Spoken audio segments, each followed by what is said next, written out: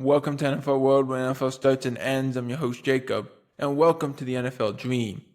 We're going to continue in the AFC South, or, depending on when you watch this, go to the AFC South and talk about the Tennessee Titans. Now, the Tennessee Titans had an awful season. It was not the best year for Brian Callahan, who was in his first head coaching job, his first season. It just was bad. The thing is, they didn't lose really anyone in free agency. They made a lot of signings. So they brought in Xavier Woods. They brought in Johnny Hecker, Cody Barton, Dan Moore, Sebastian Joseph Day, Kevin Zeitler. I have to go to another tab. This is how crazy this is. Lloyd Cushenberry, Trevor Simeon, Kaliki Hudson, Blake Lynch, John, I think it's Gazio. Gazzano, no, it's Gazzano, my bad. Gazzano. Joshua Bledsoe, Josiah Bronson, Arlington Hambright. Like, these were moves that they made. They went complete. Like, throw it all at the wall. We need to get better. We got to get better fast. And that's what they did. Get better fast. So with doing that, you have to say, okay, well, what's the draft pick situation look like? Well, everyone knows about Cam Ward, the guy who could throw the ball country mile if he wants to. His accuracy is getting better. It's getting a little better. Again, my biggest concern, if he can hit the ocean, that's great. Can he hit the player in front of him? Let's watch and see. He did get better as the season went along. Or when he's been in college, he's always gotten better anyway. So that's good. But the second round pick, I think it's in the second round you had Olafemi Ajaro, the edge rusher from UCLA. In the third round, you had Kevin Winston Jr., the safety from Penn State. In the fourth round, I'm going to butcher this name, and I apologize in advance. Chimere Dyke, the wide receiver from Florida. Also in the fourth round, Gunnar Helm, the tight end from Texas, which is a great name, by the way. Also in the fourth round, Alec Elmore, wide receiver from Stanford, who's fluid. He's fast, but he's more fluid, which is a good thing to be. Look at like Puka Nacua, for an example. Not exactly the fastest guy, but more fluid and more fluent as he runs his routes. It looks more crisp. He gets open, and that's always a good thing. Jackson Slater, the offensive guard from Sacramento State, was picked in the fifth round.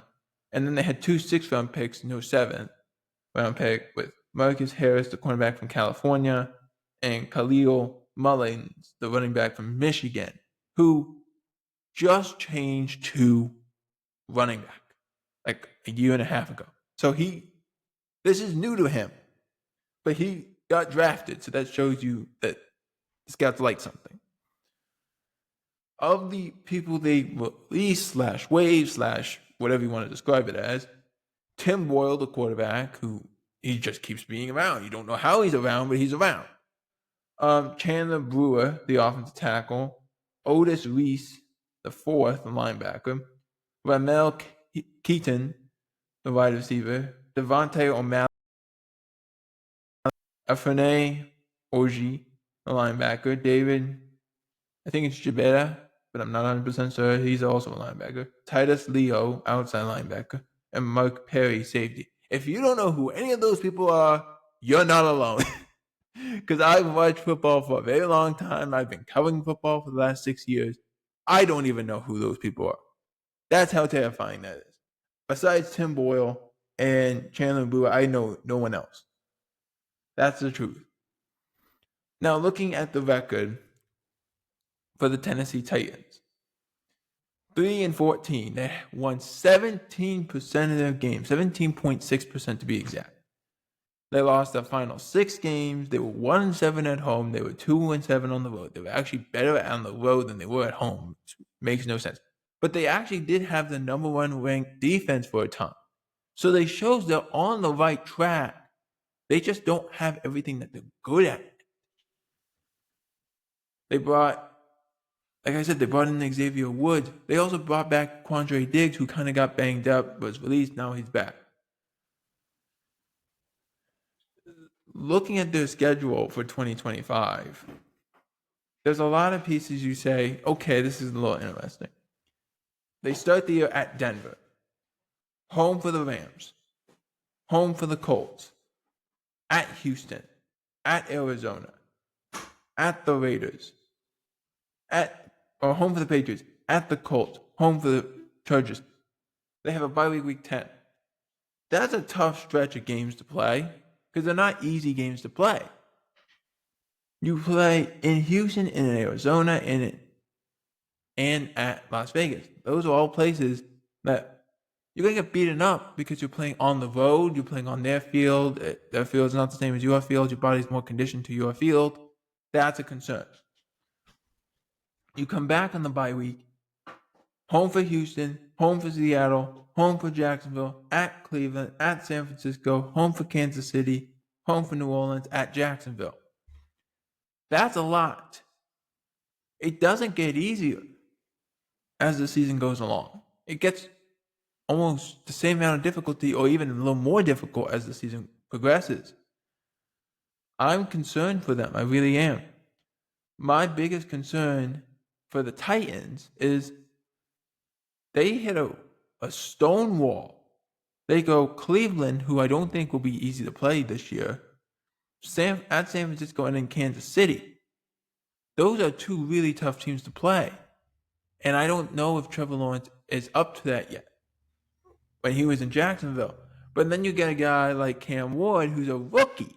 When you have guys who are in their fifth year who haven't been able to do it, and then you're asking a guy in their first year to do it, it's a big task. It's a lot harder task than anything else that they've tried to accomplish in college. That's the reason why you see it slowly progress for players in the year 1, year 2, year 3. So, what's the record for the Tennessee Titans? Well, it really can't get much worse than it was. It really can't. You really can't get much worse. You were 3-14 last year. So, I got it in year 2 for Brian Callahan, in year 1 for Cam Ward.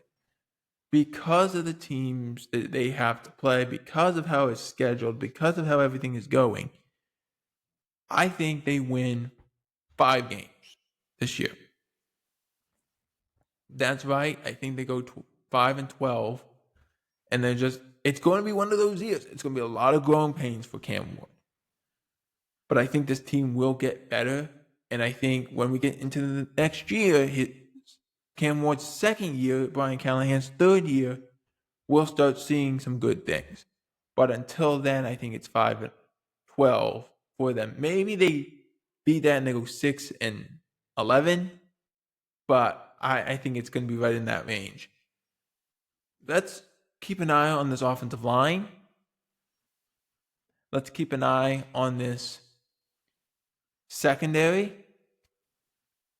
And then let's see what happens. And we'll have to go from there. But I think really 5-12, 6-11, that's the sweet spot, I think, for the Tennessee Titans.